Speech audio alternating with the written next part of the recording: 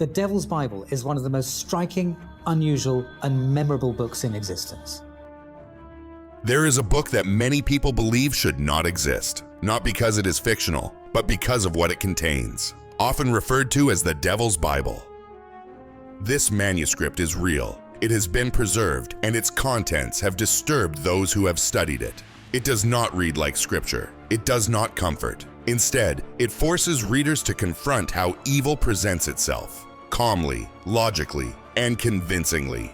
Mel Gibson has long been drawn to this side of religious history. His work shows a consistent interest in confronting darkness rather than avoiding it. For him, understanding faith means understanding what opposes it. This is not a story meant to frighten. It is a story meant to expose ideas that were hidden for a reason, and to ask whether we are prepared to face them today. Behind thick bulletproof glass in a Swedish vault rests a book so enormous that it takes two people just to lift it. For 8 centuries, this manuscript has driven people to obsession, survived fires that should have reduced it to ash, and guarded secrets scholars still cannot unravel. This is definitely one of the strangest books in our collection here. It is known as the Devil's Bible, and the most unsettling aspect is not the massive image of Satan glaring from its pages. The true horror lies in the fact that its very existence defies explanation. An impossible book. Something truly extraordinary is preserved inside the National Library of Sweden in Stockholm. The Codex Gigas stands nearly 3 feet tall, measures about 20 inches across, and weighs exactly 165 pounds. To put that into perspective, this single volume outweighs most adult humans. Creating its pages required the skins of approximately 160 animals, most likely calves, though some sources claim donkeys were used. Each sheet measures almost 3 feet by 20 inches, making this the largest medieval manuscript ever produced. Yet its immense size is only the beginning of the mystery. The Codex Gigas contains 310 surviving leaves, 620 densely packed pages, filled with text and unsettling illustrations. Originally, there were 320 leaves. At some point in history, 12 pages were deliberately removed. They were not damaged or burned. They were carefully cut out with a blade. To this day, no one knows what was written on those missing pages. The origins of the manuscript trace back to a small Benedictine monastery called Portrayed, hidden in the mountains of 13th century Bohemia in what is now the Czech Republic. This monastery was poor and isolated, so impoverished that scholars at the National Library of Sweden have openly stated it should have been as incapable of producing such a monumental work. And yet, from these humble walls, the Codex Gigas emerged. According to legend, a monk at this monastery committed a grave offense. Some versions say he broke his sacred vows. Others hint at darker crimes deliberately erased from official records. Whatever the transgression, his fellow monks sentenced him to one of the most horrific punishments known in the medieval world. He would be sealed alive inside a wall and left to die in darkness. This punishment was real. Archaeologists have discovered skeletons embedded within monastery walls, some accompanied by tables and candles, suggesting they were left to starve slowly rather than suffocate immediately. In 1409, 4 clerics in Augsburg were sealed inside wooden coffins and abandoned until death. The sentence was signaled by a chilling Latin phrase, "Vade in pace, go in peace." Facing certain death, the condemned monk made a desperate proposal. If his life were spared, he promised to create something that would bring eternal glory to the monastery. He would write a single book containing all human knowledge, the complete Bible, histories, philosophy, medical texts, everything the medieval world believed it understood about existence, bound into one volume. There was only one problem. He promised to complete this impossible task in a single night. Even the most skilled medieval scribe, working relentlessly without rest, would need decades to produce such a manuscript. The National Library of Sweden has calculated that the text alone would require at least 5 years of labor, assuming 6 hours per day, 6 days a week. What this monk promised could not be accomplished by human hands. The condemned monk's bargain. As midnight approached and despair overtook him, the monk realized his promise could never be fulfilled by ordinary means. And so, according to legend, he called upon the only being he believed could help him. He summoned the devil. The story, unchanged since the Middle Ages, claims that Satan answered. The pact was simple and horrifying. The devil would grant the monk supernatural speed and endurance to complete the Codex Gigas before dawn. In return, the monk would surrender his immortal soul. But Satan demanded one additional condition. His image must be permanently included in the manuscript, preserved among sacred scripture for all time.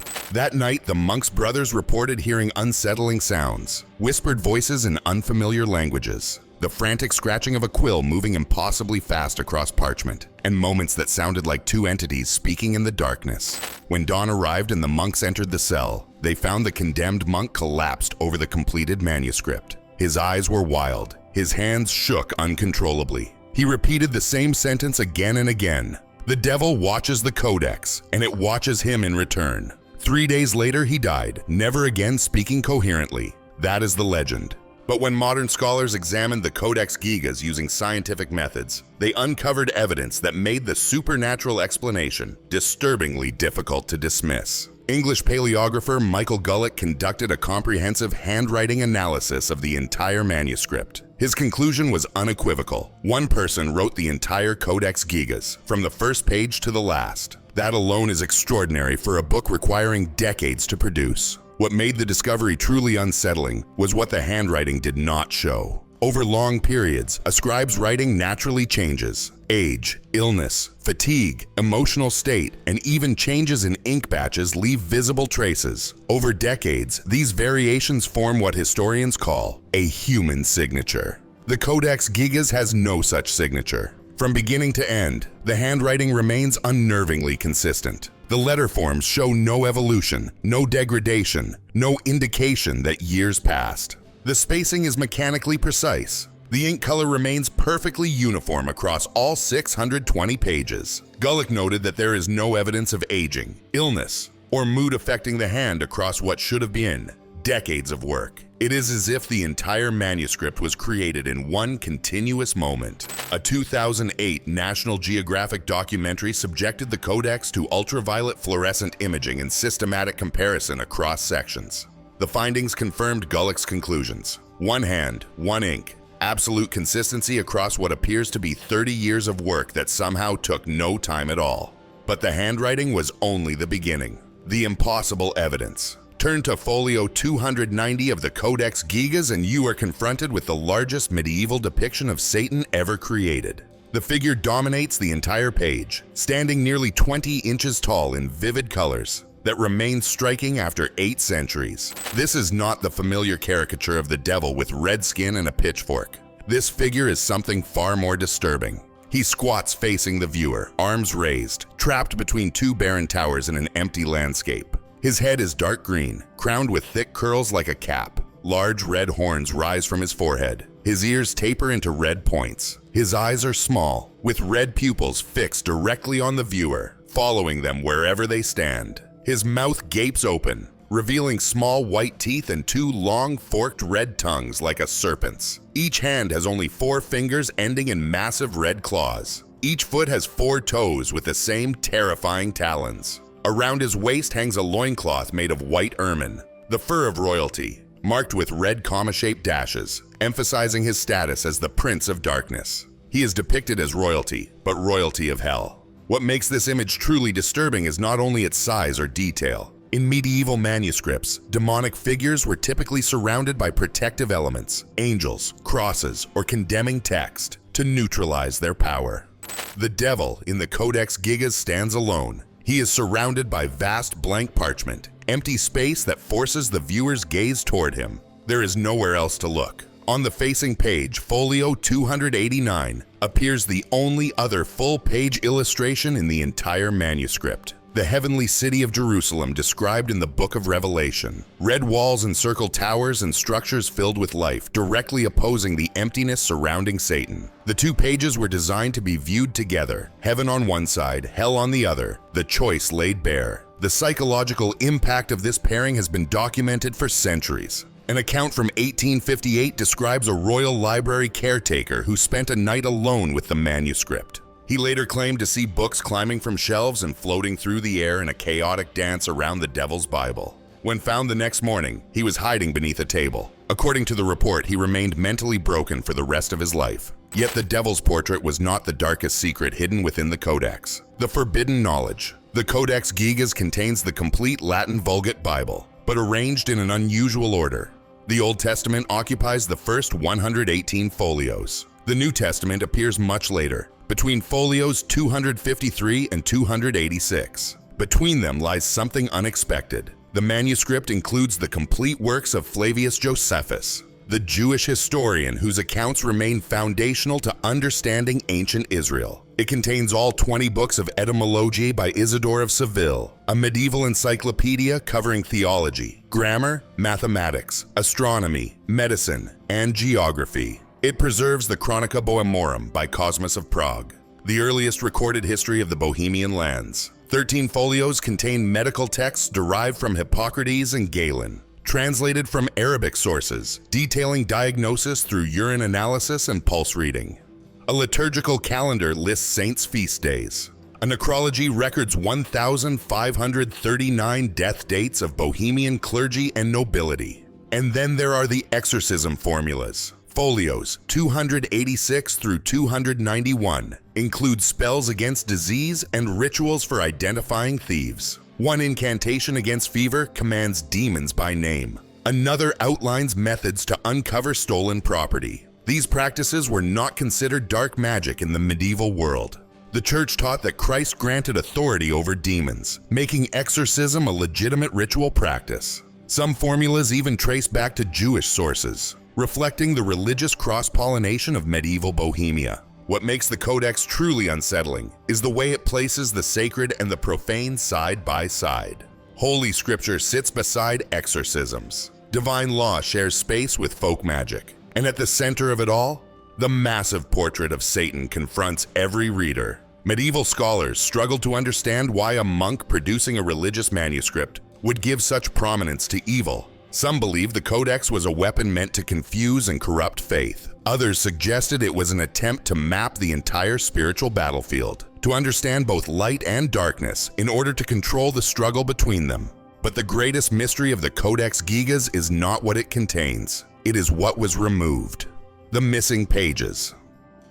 The Codex Gigas originally consisted of 320 leaves. Today, only 310 remain. 12 pages were deliberately cut out, and the evidence of their removal is clearly visible in the binding. We know at least part of what one section contained. A note dated 1295 on the first folio records that when the monks of Portrayed pawned the manuscript to the Cistercian monastery at Sedlec, the rule of Saint Benedict was included. That foundational guide to Benedictine monastic life is no longer present, yet the rule itself is brief, perhaps 2 pages at most. That leaves at least 20 pages of content completely unaccounted for. Scholars have proposed many theories. The missing pages may have contained additional monastic regulations or local customs. They may have held valuable illuminations removed and sold during financial hardship, or they may have included material later deemed theologically dangerous. The timing suggests the pages were removed before 1648 when Swedish forces captured the manuscript.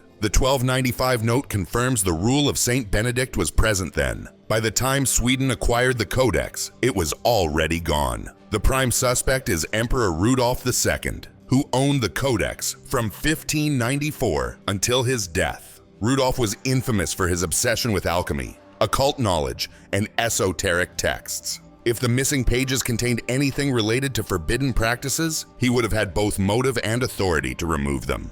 A 2008 National Geographic investigation used ultraviolet imaging to search for ghost impressions on adjacent pages. Nothing was found. Whatever those pages contained has been completely erased from history. The darkening near the devil's portrait is not supernatural. It is the result of centuries of readers repeatedly turning to that page. Even in death, the devil continues to draw attention. A trail of disaster. Wherever the Codex traveled, misfortune seemed to follow. In 1421, Hussite forces swept through Bohemia during brutal religious wars, burning the monastery at Podlajice. Abbot John and 2 monks were captured and burned alive. The monastery was reduced to ruins, later plowed into farmland. Nothing remains today except a small model in a local museum. The Codex survived only because it had been moved to the fortified monastery at Brumov. In 1594, Emperor Rudolf II brought it to Prague Castle. His obsession with occult knowledge deepened, and his mental health deteriorated until he was removed from power in 1612. He died in isolation shortly afterward. In 1648, during the final chaos of the 30 Years' War, Swedish troops looted Prague Castle and seized the Codex as war plunder. The commander who captured it died within months under circumstances described by contemporaries as troubled and haunted by visions. In 1697, fire consumed Tre Kronor Castle in Stockholm, destroying much of Sweden's cultural heritage. Of over 24,500 printed works and 1,400 manuscripts, only a fraction survived. The Codex Gigas was saved when it was thrown from an upper-story window. A later account claims a bystander was injured by the falling 165-pound book. Likely a legend, but the Codex survived yet another fire that should have destroyed it. 800 years after its creation, the Codex Gigas remains deeply enigmatic. Some believe its purpose has yet to be fulfilled. The Prophecy of 2033. One passage describes a great death arriving from the east, carried by merchants, written decades before the Black Death struck Europe. The symptoms described closely match bubonic plague, and warn that it will return in cycles until humanity learns or the world ends. Another passage speaks of Swedish wolves descending upon Prague and carrying treasures north. At the time, Sweden was insignificant. Centuries later, Swedish forces would loot Prague and transport the Codex itself to Stockholm. More troubling are passages that appear to reference the modern world. One describes vessels of light carrying human thoughts across vast distances instantaneously, resembling telecommunications or the internet. Another speaks of humanity wielding the power of the sun to destroy itself, suggestive of nuclear weapons. Most disturbing is a final passage describing a rare cosmic alignment occurring once every several thousand years. It claims this alignment will weaken the barrier between what exists and what should not. A brief window when the gates may open, and what was banished could return. Astronomers have confirmed the alignment described will occur in the year 2033. Instructions labeled "The Devil's Key" outline a ritual to open the gates during this alignment, requiring precise astronomical timing, rare substances, and the physical presence of the Codex Gigas itself. The monk's final marginal note was written in a trembling hand, umbrae observant, expectant, et recordant. The shadows watch, wait, and remember. 8 centuries later, the Codex Gigas still rests in its vault in Stockholm. Guarded but not understood, feared but never destroyed. It survived fire, war, and centuries of human curiosity. Perhaps it endures because its purpose is not yet complete. When Mel Gibson looked at the so-called Devil's Bible, he was not interested in legends, curses, or shock value. What caught his attention were the fundamentals, simple ideas that explain how evil works in everyday life. The first thing Gibson focused on was how evil looks ordinary. In the Codex Gigas, the devil is not shown attacking anyone. He is calm, still, almost patient. Gibson used this idea directly in The Passion of the Christ. Satan rarely shouts or threatens. He walks quietly through the crowd. He whispers. He blends in. The message is simple. Evil is most effective when it does not look dangerous. The second fundamental is choice. The Codex places the devil on one page and the heavenly city on the opposite page. No explanation, no commentary, just a visual decision left to the reader. Gibson does the same on screen. In The Passion, no one is forced to betray Jesus. Judas chooses. Pilate hesitates, then chooses. Even the crowd makes a choice. Gibson borrowed this idea directly. Evil does not usually push, it waits. Another key idea Gibson took is order, not chaos. Many people expect evil to look messy or violent. The Codex does the opposite. Everything is neat, structured, planned. Gibson followed this closely. The arrest of Jesus is organized. The trial follows rules. The punishment is legal. Evil hides behind systems. That is easier to recognize when it is shown clearly, without exaggeration. Gibson also studied the combination of sacred and threatening elements inside the book. The Codex contains scripture, history, medical knowledge, and protective spells, all in one place.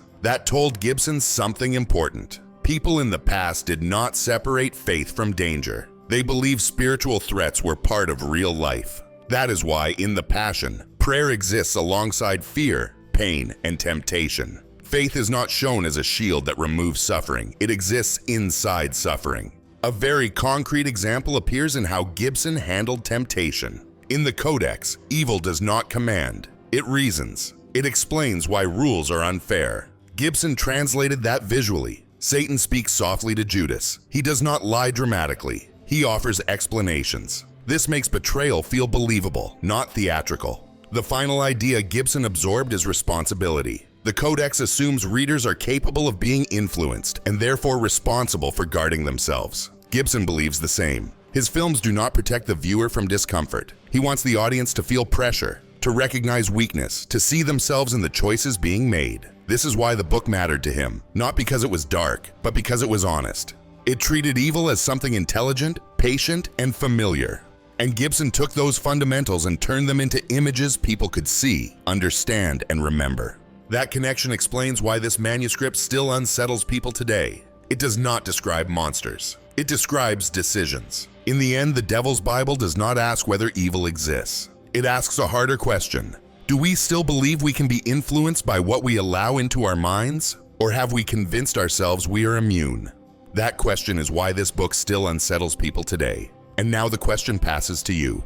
So what do you believe is truly sealed inside the Devil's Bible? Share your thoughts in the comments below.